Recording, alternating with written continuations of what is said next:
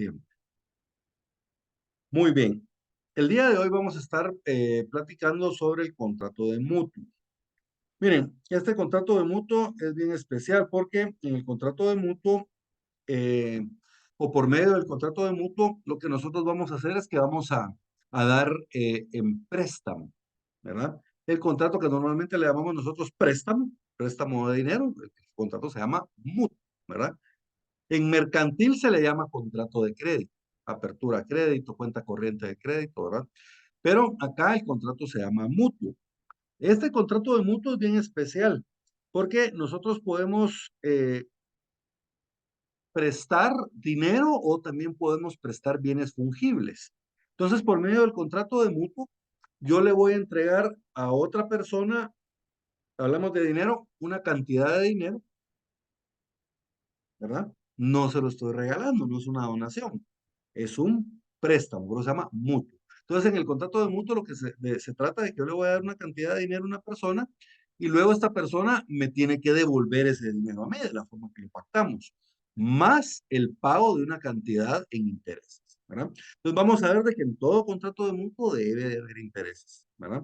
Y vamos a ver qué tenemos que hacer si en caso no se van a pactar intereses. Entonces,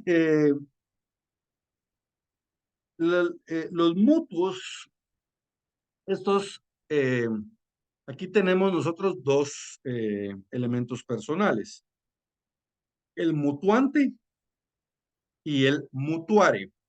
Por cierto, les pido perdón por la presentación el día de hoy, jóvenes. Normalmente yo les hago presentación, pero hoy por las corridas del proceso este no me dio tiempo porque desde el sábado ando detrás de este caso y hasta hoy fue la audiencia definitiva, ¿no? Desde el sábado me habían detenido a la Patoja, pero el juzgado de Misco me la pasaron para el juzgado de Guatemala, del juzgado de Guatemala que le hagan conocer hasta hoy, y así me tocó. Entonces no me dio tiempo a hacer la, la presentación. Pero bien, entonces tenemos los elementos personales al mutuante y al mutuario.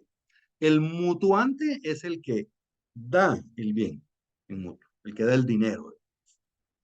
Y el mutuario es el que recibe el dinero en préstamo y a su vez este mutuario se compromete a devolvérselo al mutuante después de un tiempo determinado, con el pago de intereses, ¿verdad? Con el pago respectivo de intereses. ¿Cuál es el elemento real? Bien, el elemento real son pueden ser el dinero o los bienes fungibles que se están dando en mutuo, ¿verdad? El dinero y los bienes fungibles, y el otro es los intereses, ¿verdad? Los intereses, porque como ya ven, los intereses son parte de este contrato de mutuo.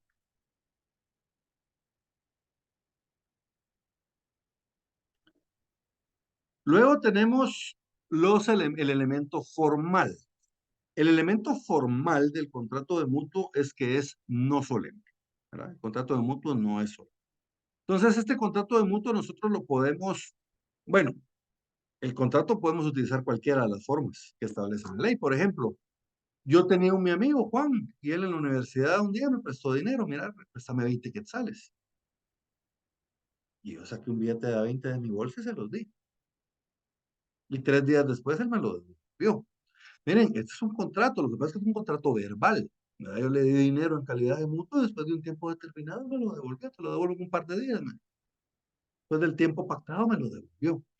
Pero podríamos hacerlo también en documento privado, ¿verdad? Muchas veces me preguntan, mire, Eli, pero el contrato se tiene que hacer en mutuo, de mutuo se tiene que hacer en escritura pública. No necesariamente, no necesariamente. El contrato lo podemos hacer en documento privado, lo podemos hacer en documento privado con firmas legalizadas o lo podemos hacer en escritura. Lo que pasa es de que normalmente, miren, yo trato de hacerlo siempre en escritura pública. Yo trato de explicarle siempre a mis clientes cuáles son las ventajas y las desventajas que obtienen ellos al realizarlo en escritura pública sobre realizarlo en documento privado. Lo que pasa es de que muchas veces la gente, pues por una cuestión económica, prefiere hacerlo en documento privado, ¿verdad? Yo siempre recomiendo que se haga en escritura pública. Entonces, pero no es obligatorio hacerlo en escritura pública. ¿Cuándo estamos obligados a hacerlo en escritura pública? Cuando el contrato de mutuo viene acompañado de un derecho real. Por ejemplo, lo que pasa es de que aquí caemos ya las clases de mutuos que hay.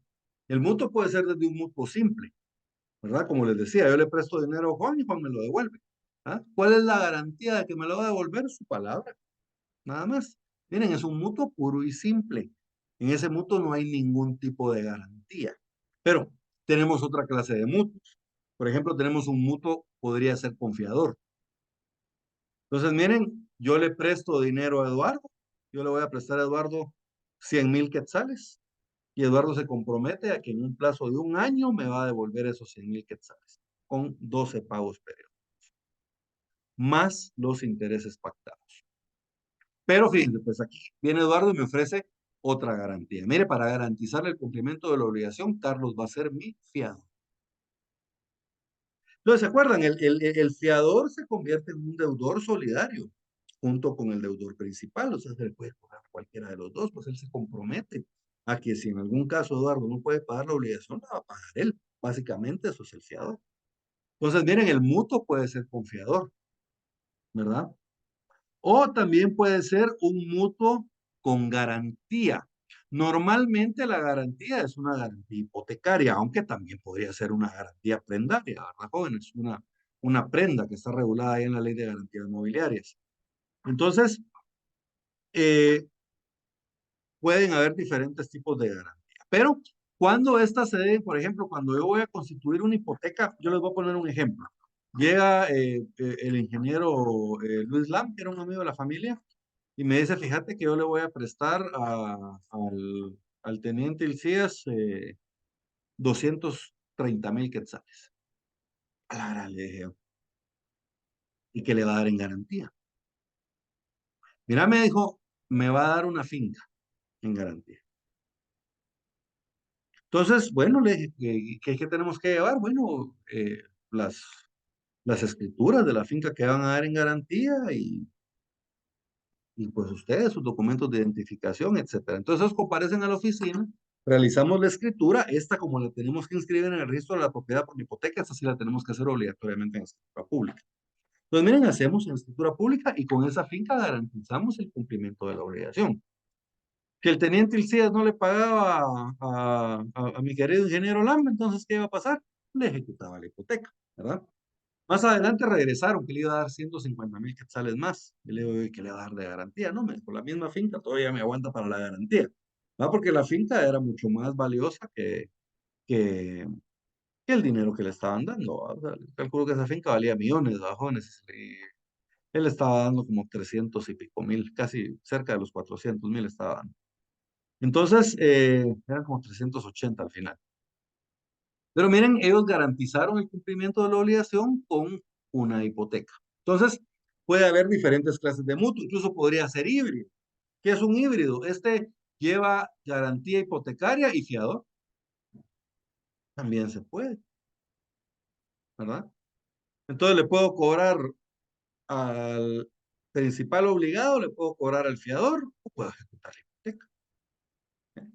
Puedo hacer varias. Entonces, ¿qué es un mutuo? El mutuo es el contrato por medio del cual una persona llamada mutuante, es el contrato por medio del cual una persona llamada mutuante entrega a otra llamada mutuario dinero u otras cosas fungibles, con el cargo de que se le devuelva igual cantidad de la misma especie y calidad. De que se le devuelva igual cantidad de la misma especie y calidad. Y más adelante vamos a ver de que en este tipo de contratos es necesario cobrar intereses. Entonces, normalmente nosotros cuando pensamos en un contrato de mutuo, en lo que pensamos es en dinero, es lo más común, ¿verdad? Pero no solo dinero puedo dar en calidad de mutuo. Yo puedo otorgar en calidad de mutuo también bienes fungibles. ¿Se recuerdan ustedes cuáles son los bienes fungibles? Los bienes fungibles son aquellos que son susceptibles de ser sustituidos por otros de igual calidad, cantidad y especie. ¿Qué quiere decir eso? Por ejemplo, yo le digo a Eduardo, mire Eduardo, yo necesito que usted me dé calidad de mutuo 200 sacos de frijol, de Impala, primera calidad. ¿Ya? Entonces viene Eduardo y me da los sacos de los costales de frijol. ¿Y cuál es mi obligación? Después de un tiempo determinado, yo le tengo que devolver a Eduardo. No puedo devolverle los mismos frijoles, ¿verdad? Porque pues eso ya se vendió, probablemente ya hasta se cocinaron. Y si no se cocinaron, tal vez ya hasta se llenaron de gorgojo. ¿Me entienden? Yo le voy a tener que devolver a él otros 250 sacos de frijol. Eso sí, de igual calidad, cantidad y especie. ¿Se acuerdan? Frijol negro de Impala de primera calidad. Eso fue lo que Eduardo me dio, eso es lo que yo le tengo que devolver. Otros 250 de frijol de Impala de primera calidad. ¿Verdad? Lo mismo pasa con el dinero. Si Eduardo me da mis 100,000 quetzales en calidad de mutuo, yo cuando le devuelva no le voy a devolver los mismos 100,000 quetzales, porque probablemente esos 100,000 quetzales yo ya los deposité en el banco, ya pagué, ya invertí, o sea, ese dinero ya se fue. Entonces, ¿qué le tengo que pagar yo? Obviamente es otro dinero, pero que vale lo mismo, es equivalente a la misma cantidad. ¿Estamos bien? Entonces, básicamente yo puedo otorgar en calidad de mutuo tanto dinero como bienes fungibles. Bienes fungibles, aquellos que son susceptibles de ser sustituidos por otros de igual calidad, cantidad y especie. ¿Verdad? Y de hecho aquí lo establece, miren. Artículo 1942. Por el contrato de mutuo, una persona entrega a otra dinero u otras cosas fungibles con el cargo de que se le devuelva igual cantidad de la misma especie y calidad, ¿verdad? Son susceptibles de ser sustituidos por otros de igual calidad, cantidad y especie, ¿verdad? A eso se refieren los bienes fungibles, ¿verdad? Los bienes fungibles.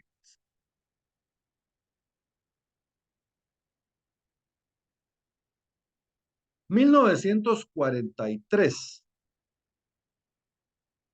La cosa objeto del mutuo, ya sea bienes fungibles o dinero, esta se transmite la propiedad de esas cosas a la persona. Pero la persona, como le digo, se compromete a que después de un tiempo va a devolver otra de la misma calidad, cantidad y especie. 1943. La cosa objeto del mutuo se transmite. Miren, se transmite. ¿Qué quiere decir? Que se le pasa a la persona, ¿verdad? Pasa a ser de la otra persona. Eso sí, él va a tener que devolver después. No se lo están regalando. La cosa objeto del mutuo se transmite para su consumo al mutuario y queda a cargo la mejora, deterioro, depreciación o destrucción que sobrevenga después. O sea, si yo le doy 100,000 quetzales a Eduardo en calidad de mutuo y después a Eduardo se lo roban o él los pierde o se le destruye, ese es problema de él, ¿verdad? O sea, ese dinero ya pasó a manos de él, ya se transmitió a él. Lo mismo pasa con los bienes fungibles. Si yo le doy a Carlos 250 quintales de frijol y resulta de que Carlos pierde el frijol o se accidenta el camión y se pierde, ¿verdad? Entonces, en ese caso ya es responsabilidad de ellos, porque ya se transmitió a ellos ese bien. Pero se recuerdan, ellos tienen la obligación de restituirlo, ¿verdad? Tienen que, la obligación, si yo le di dinero a Eduardo, me tiene que devolver dinero. Si yo le di frijol a Carlos, me tiene que devolver frijol. Entonces se tienen la obligación de dividir. Entonces ellos son responsables desde que reciben la cosa que se les traslada, pasa a ser de ellos, ¿verdad? Pasa a ser de ellos. Y ellos son responsables de dicha conservación. 1944. El mutuante es responsable de los daños que sufre el mutuario por la mala calidad o vicios ocultos de la cosa prendada. Sí conoció los defectos y no le dio aviso oportunamente. No se reputan vicios ocultos los que el mutuario ha podido conocer por él mismo. ¿Se recuerdan cuando veíamos nosotros la figura del saneamiento? En el saneamiento por vicios ocultos, ¿verdad? También, obviamente, los vicios ocultos son aquellos vicios que no están a simple vista, o se llaman ocultos, no los podemos ver. Pero, ¿te recuerdan que si yo por razón de mi profesión o el oficio al que me dedico, yo puedo fácilmente identificar esos daños o están a la vista? Entonces, eso no se consideran vicios ocultos. Por ejemplo, yo le digo a Eduardo, mire, le vendo un carro, pero el carro está chocado de adelante y Eduardo puede ver el choque. Pues miren, es evidente, eso no es oculto, entonces ese no va a contar como un vicio. Entonces miren, le leo de nuevo. El mutuante es responsable de los daños que sufre el mutuario por su mala calidad. Primer caso. O sea, lo que recibió el mutuario es de mala calidad. Entonces eso es responsable el mutuante. Segundo, los vicios ocultos de la cosa prestada. ¿Verdad? Si la cosa tiene vicios ocultos, entonces el mutuante también es responsable de esos vicios ocultos, a menos que hayan estado a la vista y que hayan podido ser conocidos por el mutuario. ¿Verdad? Si el mutuante ignoraba los vicios ocultos de la cosa, solo está obligado a sufrir la reducción proporcional de su valor. Bien. Ahora fíjense, yo desde el principio de la clase les he venido mencionando que en el contrato de mutuo vamos a pagar intereses, ¿verdad? Es obligatorio pagar. De hecho, si nosotros no queremos que hayan intereses, lo tenemos que manifestar expresamente en el contrato. Se les voy a poner un ejemplo. Yo le presto dinero a Eduardo. Yo le voy a dar ahora 100,000 quetzales. Él se compromete que me va a pagar 10,000 quetzales mensuales durante 10 meses, cumple con los 100,000, y que me va a pagar un 5% de interés anual, por darles un ejemplo. Entonces, miren, aquí, ¿cuál es el interés de Eduardo? El pactado, el interés legal. Pero, ¿qué pasa si Eduardo y yo no pactamos ningún interés? ¿Verdad? No manifestamos nada sobre los intereses. Entonces, automáticamente se le aplica el interés legal. Si nosotros no señalamos nada sobre los intereses en el contrato de mutuo, automáticamente se le aplicará el interés legal. Entonces, si nosotros no queremos cobrar intereses, por ejemplo, así como mi amigo Juan, yo le presté 20 quetzales y luego él me devolvió los 20 quetzales, no me pagó intereses. Entonces, tenemos que pactarlo. Tiene que estar establecido en el contrato de que este contrato de mutuo no va a o no se pactan intereses, no se van a cobrar intereses, como lo quieran poner. ¿Verdad? Pero tienen que manifestarlo clara y expresamente, ¿verdad? Porque si ustedes no expresan claramente de que esta persona no les va a pagar intereses, entonces va a estar obligado al pago del interés legal, ¿verdad? Esto lo tenemos en los artículos 1946 y 1947. Primero, en 1946 establece, salvo pacto en contrario, el deudor pagará intereses al acreedor. ¿Eh? Salvo pacto en contrario. ¿Qué quiere decir? Tenemos que manifestar, tenemos que pactar expresamente que no hay intereses. Y a falta de convenio, miren, o sea, si no hay convenio, no manifestamos que no hay intereses, pero tampoco manifestamos cuáles son los intereses que se van a pagar. No hay ningún convenio al respecto. Entonces se entiende que las partes aceptaron el interés legal. Miren, y a falta de convenio, se presumirá que las partes aceptaron el interés legal. ¿Estamos bien? Entonces, salvo pacto en contrario, el deudor pagará intereses al acreedor. Y a falta de convenio, se presumirá que las partes aceptaron el interés legal. Pero, ¿qué es el interés legal? ¿Verdad? ¿Qué es eso del interés legal? Bien, el interés legal es el promedio ponderado de las tasas de interés activa que tengan los bancos del sistema, reducido en 2 puntos porcentuales. Entonces, fíjense pues, los bancos del sistema, todos los bancos por obligación legal, ellos publican periódicamente sus tasas de interés. No me acuerdo si era los lunes o los miércoles que salía en prensa libre publicado los intereses de los bancos. Pero miren, y si no, pues en internet, pues en las páginas de los bancos, ahí están publicadas también las tasas de interés. Pero aquí, ojo, porque los bancos tienen un montón de tasas de intereses diferentes. ¿Cuál es la que nos va a servir nosotros? a nosotros, mejor dicho, la tasa de interés activa. Esa es la que tenemos que ver. Entonces, miren, vamos a agarrar todos los bancos del sistema y vamos a hacer un promedio. ¿Se acuerdan cómo se hace un promedio? Sumamos todas las cantidades, supongamos de que hubieran 20 bancos del sistema, entonces sumamos las 20 cantidades de intereses que cobra cada uno de los bancos y luego lo dividimos dentro de la cantidad de bancos que son 20 y eso nos va a dar el promedio, ¿verdad? De lo que cobran todos los bancos. Pero ese promedio lo tenemos que reducir en 2 puntos porcentuales. O sea, por ejemplo, si a mí el promedio me tiró de que el interés promedio que cobran los bancos es, por ejemplo, el 10%. Entonces yo lo voy a reducir en 2 puntos. El interés legal va a ser 8%. ¿Ya? Miren, 1947.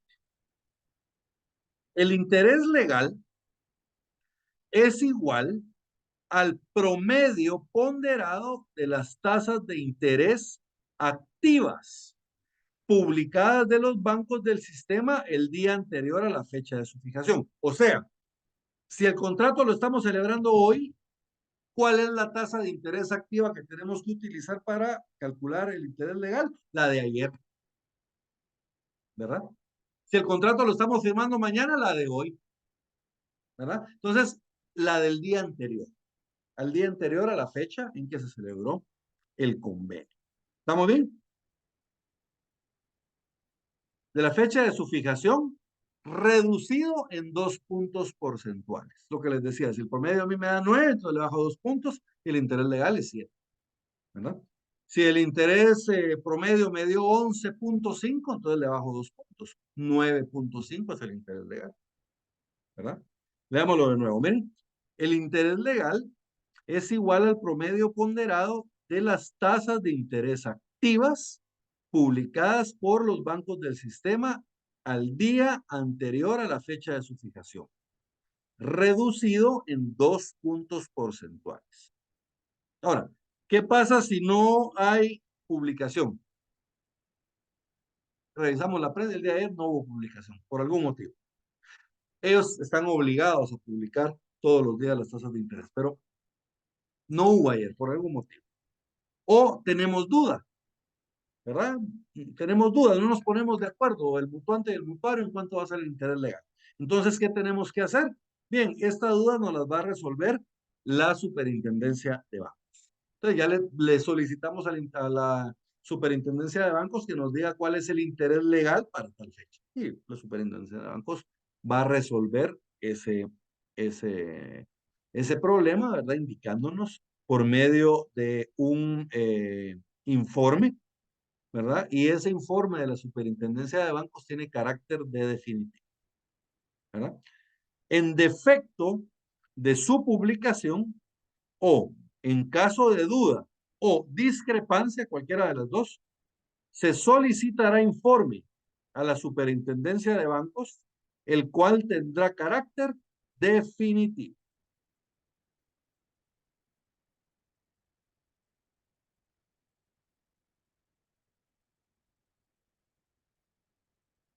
Siguiente artículo, 1948. Miren, las partes pueden pactar libremente la cantidad de intereses, ¿verdad? Pero lo que pasa es de que deben de ser intereses dentro de los límites de lo razonable, ¿verdad, jóvenes? Imagínense si yo le digo a Eduardo que me tiene que pagar un interés del 1% mensual. Eso me daría un interés de 12% anual. Todavía estamos razonables. Pero imagínense que yo le dijera a Eduardo, mire Eduardo, usted me va a pagar un interés de el 10% mensual. El 10% mensual, jóvenes, vendría siendo algo así como que el 120 anual. ¿Entienden? Entonces eso ya es una cantidad desproporcionada. Entonces los intereses los podemos pactar nosotros libremente, pero siempre dentro de los límites razonables. ¿Entienden? 1948. Las partes pueden acordar el interés que les parezca. Miren, las partes están libres de pactar el interés, ¿verdad? El interés que les parezca. Cuando la tasa de interés pactada sea manifiestamente desproporcionada con relación al interés corriente del mercado, el juez podrá reducirlo equitativamente, tomando en cuenta la tasa indicada en el artículo 1947 y las circunstancias del caso. O sea, se refiere al interés legal.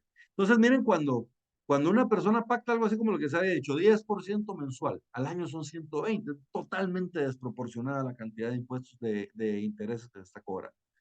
Ese joven es un contrato usurario. O sea, ¿quién puede aceptar un contrato de mutuo bajo esas condiciones? Alguien que esté con una necesidad exagerada o alguien que realmente me estoy aprovechando de su ignorancia, ¿verdad? Entonces eso es un contrato usurario. El juez lo puede revisar y el juez puede reducir el interés hasta los márgenes del interés legal. ¿Estamos bien hasta acá? Sí, licenciado, estamos bien. Clarito lo de Excelente, interés legal. excelente. En el siguiente artículo, en el artículo 1949, nosotros vamos a encontrar una figura que se llama en la doctrina anatocismo. Se los voy a colocar aquí en el chat.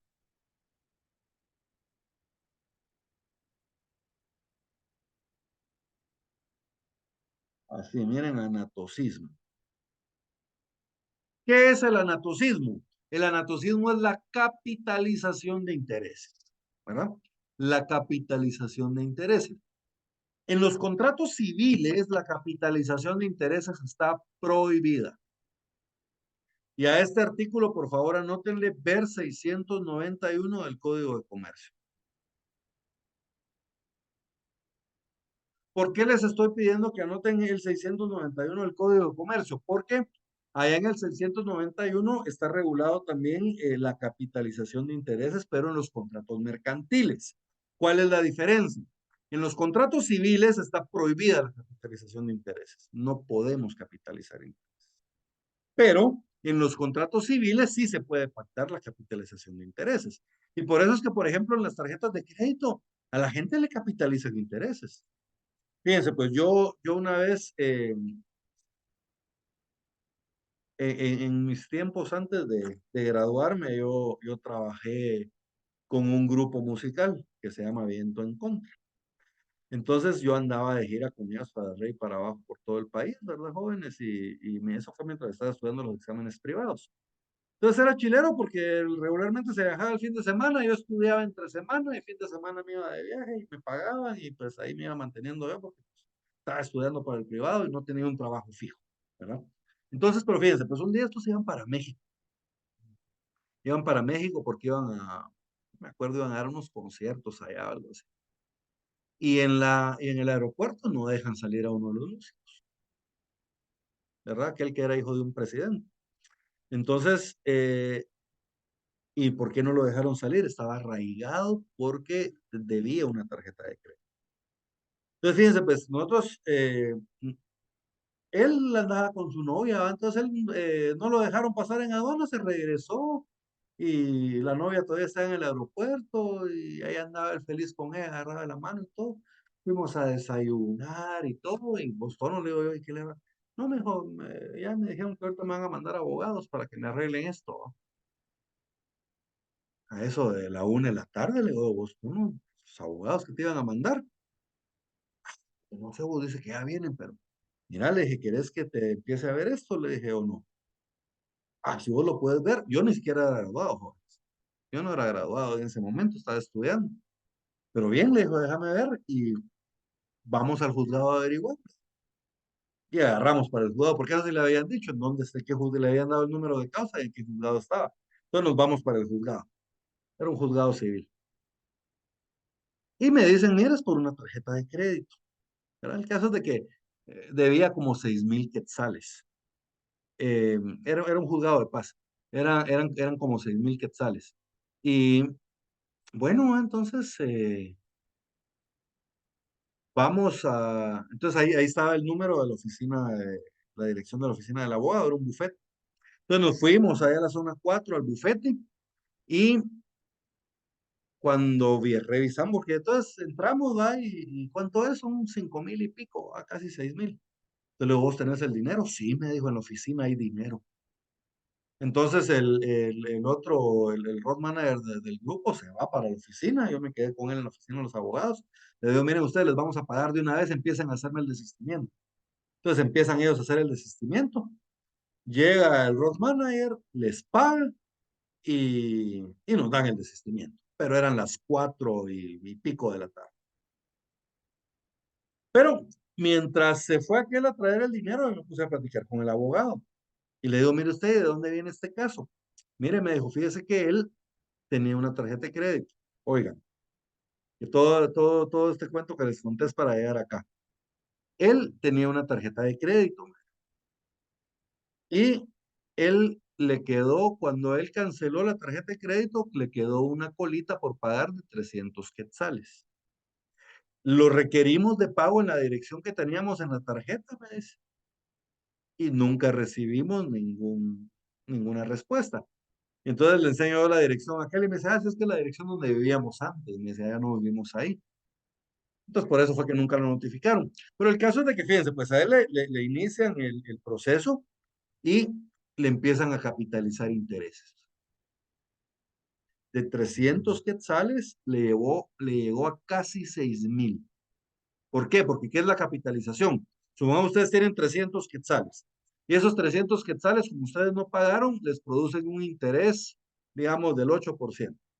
Entonces, ese 8% te suma el capital. Entonces ese capital aumenta, miren. Y ahora, al siguiente periodo de pago, si nosotros no pagamos, entonces ya nos van a calcular el 8% de impuestos, pero ya sobre esa cantidad. Y luego me lo capitalizan, entonces la cantidad se hace más grande. Y así sucesivamente, es como una bola de nieve, ¿verdad? Él debía 300 quetzales y terminó pagando casi 6,000. Por falta de tiempo, porque si hubiéramos tenido más tiempo, hubiéramos logrado que nos redujeran un montón de intereses. Pero bueno, a él le urgía irse. Entonces, al final, nos tocó al día siguiente ir a cantinearnos a las del juzgado, porque una vez se esté presentado el desistimiento, ellos tienen que levantar el arraigo, bajo, pues, y nos estaban poniendo con que no, que tenemos que notificar que 3 días, que no sé qué. Pero al final, pues, nos dieron el oficio, lo llevamos a migración. Para eso de la 1:00 de la tarde estaba ya levantado el arraigo de Tono. A las 2:30 de la tarde salía el vuelo de él, ¿verdad? Fuimos a prechequear equipaje en la mañana y todo, y ellos, mientras yo estaba en migración haciendo cola para presentar el oficio. Le digo, mire, ¿en cuánto tiempo? De una vez, mejor en el link, va, y ni siquiera ha grabado, por así me dijeron. Ahorita en el momentito me dijo, lo metemos al sistema y ya él está levantado el arreglo. Pero siempre lleve sesco, mire, por si las moscas. Entonces llegué y entre la mochila le metí el papelito a tono, pero ya no tuvo ningún problema, ya estaba levantado el arreglo. Pero fíjense, pues la capitalización de intereses es como una bola de nieve, porque se va haciendo más grande cada vez, cada vez, cada vez, y se siguen calculando los mismos intereses, pero como la cantidad sobre la cual lo estamos calculando cada vez es más grande, entonces la cantidad que tengo que pagar por intereses también va creciendo, ¿verdad? Ahora, la capitalización de intereses, como les decía, en mercantil la podemos pactar. Por eso en este contrato de tarjeta de crédito se pactó, ahí estaba la capitalización de intereses y le capitalizaron. Pero en los contratos civiles es prohibida la capitalización de intereses, ¿verdad? Es prohibido el anatocismo. Salvo, la única salvedad que establece acá son los contratos bancarios, ¿verdad? Pero se recuerdan, los contratos bancarios son contratos mercantiles. Lo que pasa es que cuando se creó este instituto todavía no existe el Código de Comercio. Pero los contratos bancarios son contratos mercantiles, de hecho. Entonces, por eso es que a eso sí se les puede aplicar la capitalización de interés. ¿Quedó clara la capitalización de intereses, jóvenes? Sí, le quedó claro. Entonces, fíjense, pues queda prohibida la capitalización de intereses en el 1949. Miren, así, expresamente lo prohíbe la ley. Queda prohibida la capitalización de intereses. Excepción, los contratos bancarios. Se exceptúan a las instituciones bancarias que se sujetarán a lo que sobre el particular establezca la Junta Monetaria, ¿verdad? Pero como les digo, estos son contratos mercantiles. En estos contratos mercantiles sí es posible la capitalización de los intereses. ¿Estamos bien? ¿Cuál va a ser el plazo? El plazo del mutuo es un plazo que deben fijar las partes, ¿verdad? El plazo del mutuo siempre va a ser fijado por las partes. Pero se recuerdan del plazo legal. Cuando las partes no han fijado un plazo, entonces podemos acudir al plazo legal, ¿verdad? Y en este caso, el Código Civil en el 1950 sí establece un plazo legal en caso de que no se haya fijado un plazo contractual. 1950. Por cierto, este plazo, cuando sean dinero, ¿verdad? Cuando lo que sea prestado es dinero, si nosotros no fijamos un plazo, entonces se entiende de que estamos fijando un plazo de 6 meses. El plazo legal es de 6 meses. Ahora, cuando se trata de bienes fungibles, miren, esto es especial, ¿verdad? Eh, van a devolverse en la próxima cosecha. No son 6 meses, no es un año, es la próxima cosecha. Lo que pasa es que ahí depende, jóvenes, porque no todos los productos se cosechan al mismo tiempo. Digamos, hay productos que se cosechan una vez al año. La caña, por ejemplo. La caña normalmente entre noviembre y diciembre, eso es puro escuincleco, jóvenes, estábamos rodeados de caña, entonces más o menos noviembre, diciembre, ya mirábamos que empezaban a prender fuego a los cañales, empezó la zafra.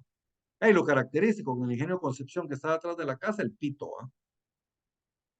A las 2 menos cuarto, a las 10 menos cuarto sonaba el pito, porque eran los cambios de turno.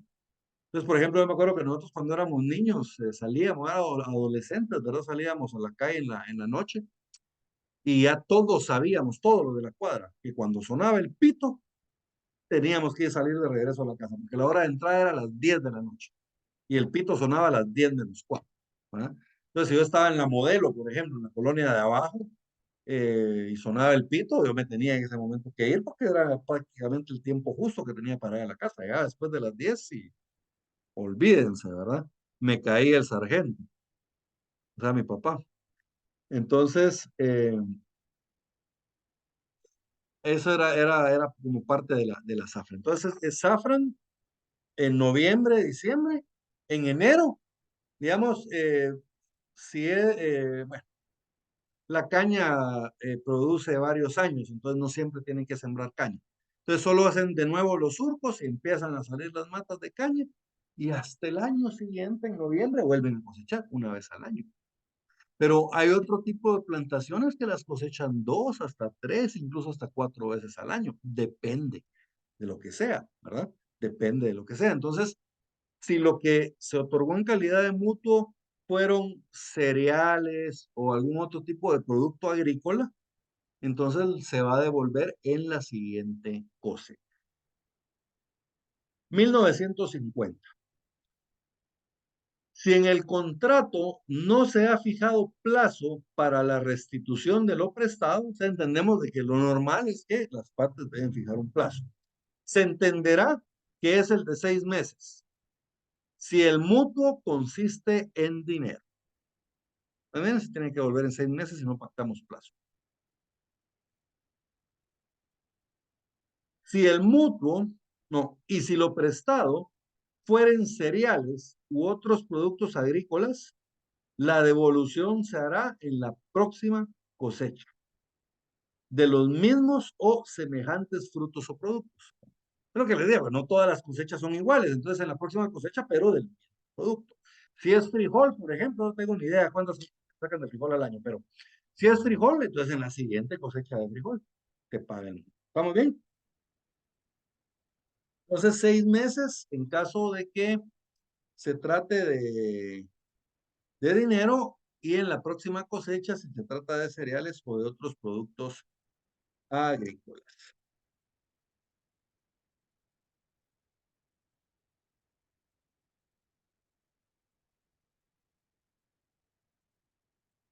Muy bien. Y esas son es lo más importante de el MUR. Bien. Luego tenemos otro contrato que se llama comodato. Fíjense, pues el comodato es cuando yo le voy a prestar a otra persona un bien, pero de forma gratuita. O sea, no le voy a cobrar. Porque, por ejemplo, si yo le doy mi carro a Eduardo para que él lo use, pero me tiene que pagar por usar el carro, eso no es un comodato, eso es un contrato de arrendamiento, contrato de arrendamiento de vehículo, ¿verdad? En el comodato, lo que sucede es de que yo le permito a una persona que utilice un bien que es de mi propiedad, pero de forma gratuita. Entonces, fíjense, pues, antes era bien común, por ejemplo, que aún las empresas de seguridad privada se le dieran contratos de comodato por las armas que le daban a los, a los guardias de seguridad. Por ejemplo, las empresas de celulares, antes le hacían comodato a uno del aparato que le daban, no tenía que devolver después, pero lo utilizaba gratis, ¿verdad? En cambio, ahora ya lo que hacen es que ya le incluyen el precio del teléfono a uno en el plan, ¿va? Y ahí se lo cobran, ¿va? Entonces, el comodato es un contrato por medio del cual una persona que se llama comodante entrega a otra que se llama comodatario gratuitamente, miren, de forma gratuita, algún bien no fungible o semoviente. ¿Se acuerdan cuáles son los semovientes? Los semovientes son una vaca, un toro, un caballo, un cerdo, ¿verdad? Esos son los semovientes. Para que se sirva de él por cierto tiempo y para cierto fin. Y después lo devuelve. Y después lo devuelve. Lo que pasa es que este contrato se parece al uso, ¿verdad? Cualquiera de ustedes me diría, ah, pero este no es el derecho real del uso. Sí, lo que pasa es que el derecho real del uso sirve para bienes inmuebles, ¿verdad? Entonces yo, por ejemplo, yo tengo mi finca y yo se la quiero prestar a Eduardo para que la use. Eso sería un contrato de uso, ¿verdad? Pero si lo que yo le voy a dar a Eduardo son bienes no fungibles o semovientes, para que él se pueda aprovechar de ellos por un tiempo, para un fin determinado, después me los devuelva y de forma gratuita, entonces ese contrato se llama comodato. ¿Ven? Entonces, el elemento personal es comodante y comodatario. El elemento real es el bien no fungible o semoviente que se entrega en comodato o que se presta.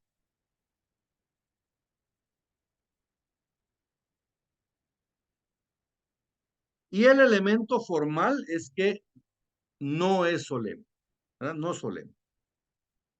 Y el elemento formal es que es no solemne.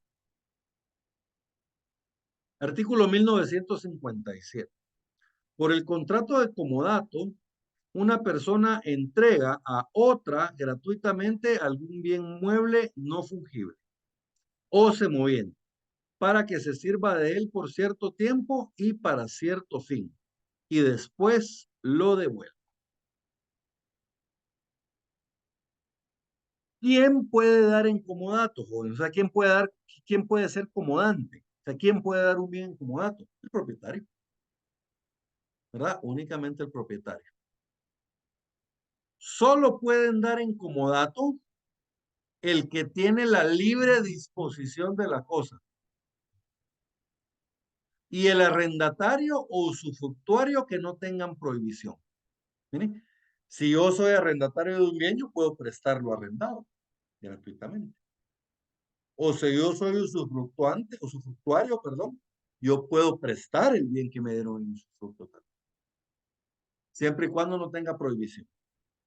Entonces, miren, solo puede dar en comodato el que tiene la libre disposición de la cosa. ¿Quién tiene la libre disposición de la cosa? El propietario, ¿verdad?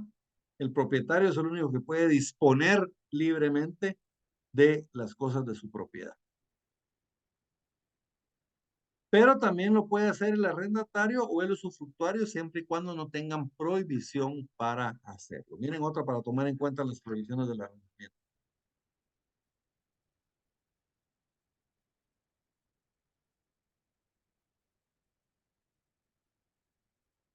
El comodante, a él le corresponde los aumentos de valor que tengan la cosa. Pero si la cosa pierde su valor también o se deprecia, eso también le corresponde al comodante. 1959. Corresponden al comodante los aumentos de la cosa. También le corresponden los menoscabos o pérdidas, cuando no sean debidos a culpa del comodatario o no haya habido pacto de satisfacer daños o perjuicios.